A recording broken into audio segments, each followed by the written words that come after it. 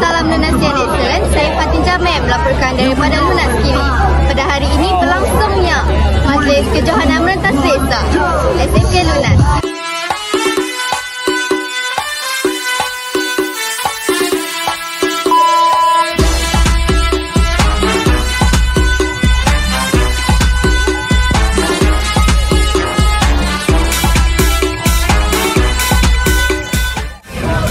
Ini saya mengucapkan lapan bismillah, saya merasmikan acara pada pagi ini.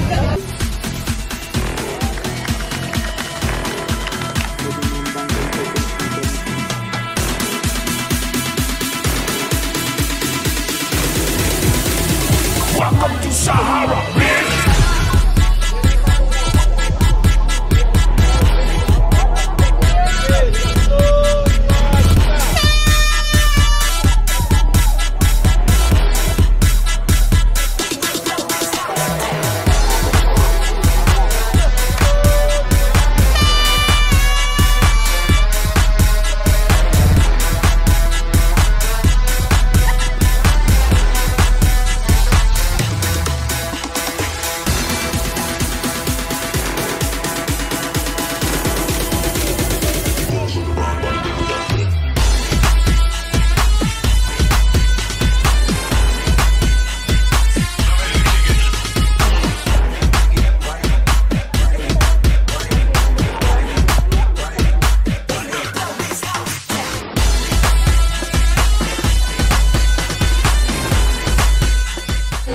Bismillahirrahmanirrahim, menasihkan penutupan program kejohanan Merentas Desa Peringkat Nasional.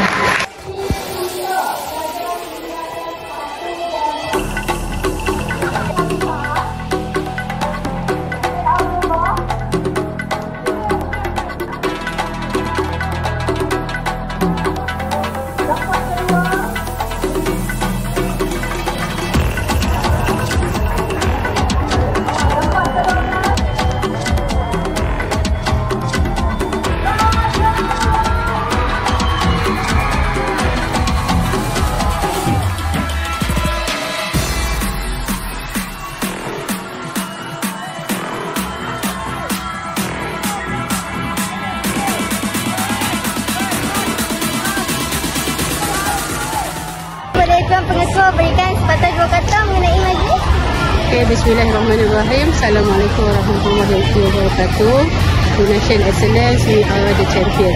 Alhamdulillah, program Merentas Desa untuk SMK Lunas pada tahun ini berjalan dengan lancar, dan kita sebenarnya menyambut dasar satu murid berkesukan untuk memastikan semua murid SMK Lunas terlibat dengan acara sukan yang diadakan di peringkat sekolah.